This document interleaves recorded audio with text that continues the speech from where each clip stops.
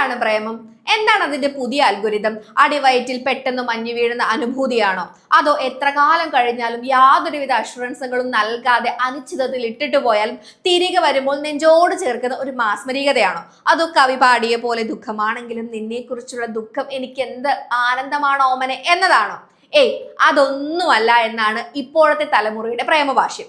ഇപ്പോൾ ജെൻസികൾക്കിടയിലും ലോകത്തും തന്നെ ട്രെൻഡ് ആയിക്കൊണ്ടിരിക്കുന്നത് അതൊരു ഡേറ്റിംഗ് സ്റ്റൈലാണ്. അതാണ് 6 to 7 ഡേറ്റിംഗ്. എന്താണത് എന്നല്ലേ?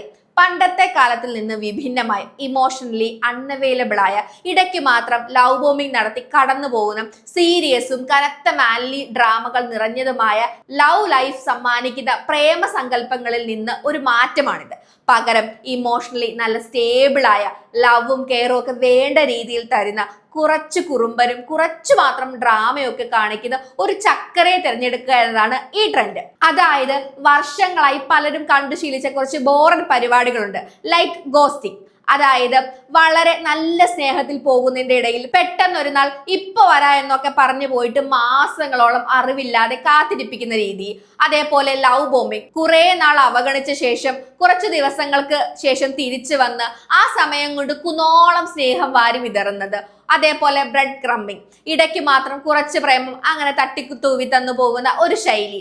ഒപ്പം കമ്മിറ്റ്മെന്റ് സ്പീച്ച്. മോളെ മനസ്സിലാക്കി, ഏട്ടായിക്ക് നിന്നോട് സ്നേഹമുണ്ട്, പക്ഷെ ഇപ്പൊ ഒരു കമ്മിറ്റ്മെന്റിന് പറ്റില്ല തുടങ്ങിയ ക്ലീഷേ ഡയലോഗുകൾ. ഇതെല്ലാം മുഷിപ്പിക്കുന്ന ഒരു അൺസർട്ടനിറ്റി സൈക്കിൾ ആണെന്ന് പുതിയ തലമുറ തിരിച്ചറിഞ്ഞു കഴിഞ്ഞു.